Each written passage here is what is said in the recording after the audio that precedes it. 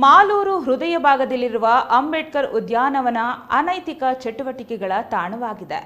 ಅಲ್ಲದೆ ಈ ಉದ್ಯಾನವನವನ್ನು ರಾತ್ರಿಯ ವೇಳೆ ಕುಡುಕರು ದುರುಪಯೋಗ ಪಡಿಸಿಕೊಳ್ಳುವ ಕೆಲಸವೂ ನಡೆಯುತ್ತಿದೆ ಎಂದು ಕರ್ನಾಟಕ ದಲಿತ ಸಂಘರ್ಷ ಸಮಿತಿ ತಾಲೂಕು ಅಧ್ಯಕ್ಷ ಎಸ್.ಎಂ. ವೆಂಕಟೇಶ್ ಆರೋಪಿಸಿದ್ದಾರೆ.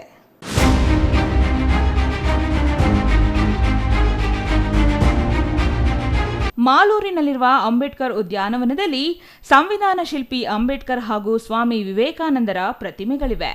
ಈ ಮಹಾನಾಯಕರ ಪ್ರತಿಮೆಗಳಿದ್ದರೂ ಕುಡುಕರು ಹಾಗೂ ಅನೈತಿಕ ಚಟುವಟಿಕೆಗಳಿಗೆ ಮಾತ್ರ ಕಡಿವಾಣ ಇಲ್ಲವಾಗಿದೆ. ಸಂಜೆ ಆಗುತ್ತಿದ್ದಂತೆ ಕುಡುಕರ ಗುಂಪು ಬರುತ್ತದೆ. ಇನ್ನು ಮುಂಜಾನೆ 6 ಗಂಟೆಗೆ ಉದ್ಯಾನವನದಲ್ಲಿ ಕುಡುಕರು ಪ್ರತ್ಯಕ್ಷವಾಗುತ್ತಾರೆ. ಉದ್ಯಾನವನದ ನಿರ್ವಹಣೆ ಯಾರದು?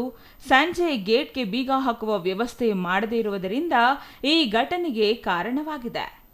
ಧೂಮಪಾನ ಜೊತೆಗೆ ಮದ್ಯಪಾನರ ತಾಣವಾಗಿದೆ ಅಂಬೇಡ್ಕರ್ ಉದ್ಯಾನ. ಕುಡಿದ ಬಾಟಲಿಗಳು, ಮದ್ಯದ ಟೆಟ್ರಾಪ್ಯಾಕ್ಗಳು ಎಲ್ಲೆಂದರಲ್ಲಿ ಬಿದ್ದಿವೆ.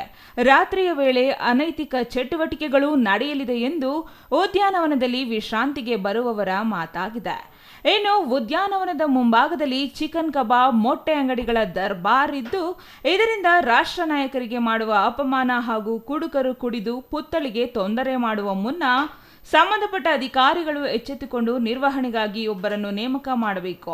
ಇಲ್ಲವಾದಲ್ಲಿ ಪ್ರತಿಮೆಗಳಿಗೆ ತೊಂದರೆಯಾದಲ್ಲಿ ಸಂಬಂಧಪಟ್ಟ ಅಧಿಕಾರಿಗಳೇ ನೇರ ಹೊಣೆಯಾಗಲಿದ್ದಾರೆ ಎಂದು ಹೇಳಿದ್ದಾರೆ. ಏನಿವತ್ತು ಒಂದು ದಿವಸ ಕರ್ನಾಟಕ ದಲಿತ ಸಂಘರ್ಷ ಸಮಿತಿ ಮತ್ತು ಕರ್ನಾಟಕ ರಕ್ಷಣಾ ವೇದಿಕೆಯ ತಾಲೂಕು ಅಧ್ಯಕ್ಷರಾಗಿರ್ತಕ್ಕಂಥ ಎಂ.ಎಸ್. ಶ್ರೀನಿವಾಸರವರ ನೇತೃತ್ವದಲ್ಲಿ ಇವತ್ತು ತಾಲೂಕು ಆಡಳಿತಕ್ಕೆ ಒಂದು ಹಕ್ಕೊತ್ತಾಯವನ್ನು ಮಾಡ್ತಾ ಇದ್ದೀವಿ. ಇವತ್ತು ಬಾಬಾ ಸಾಹೇಬ್ ಅಂಬೇಡ್ಕರ್ ಅವರ ಜನ್ಮ ದಿನಾಚರಣೆ ಇನ್ನೇನು ಕೆಲವೇ ದಿನಗಳಿದ್ದಾವೆ. ಆದರೆ ಮಾಲೂರು ಪಟ್ಟಣದ ಕೇಂದ್ರ ಸ್ಥಾನದಲ್ಲಿರ್ತಕ್ಕಂಥ ಅಂಬೇಡ್ಕರ್ ಉದ್ಯಾನವನದ ಪರಿಸ್ಥಿತಿ ಅಧೋಗತಿಗೆ ಇಳಿದಿದೆ. ಇಲ್ಲಿ ಪ್ರತಿನಿತ್ಯ ಬೇರೆ ಊರುಗಳಿಂದ ಹೋಗ್ತಕ್ಕಂಥವರು ಬರ್ತಕ್ಕಂಥವರು ಉದ್ಯಾನವನದಲ್ಲಿ ಕುತ್ಕೊಳ್ತಾರೆ ಅಂತೇಳಿ ನಾವು ಯೋಚನೆಯನ್ನು ಮಾಡ್ಕೊಂಡಿದ್ವಿ. ಆದರೆ ಇಲ್ಲಿ ಅನೈತಿಕ ಚಟುವಟಿಕೆಗಳ ತಾಣವಾಗಿ ಮಾರ್ಪಟ್ಟಿದೆ. ಅದೇ ಅಲ್ಲದೆ ಮದ್ಯಪಾನ ಪ್ರಿಯರಿಗೆ ಒಂದು ಉತ್ತಮವಾದಾಗಿರ್ತಕ್ಕಂಥ ಸ್ಥಳ ಆಗಿ ಮಾರ್ಪಟ್ಟಿದೆ.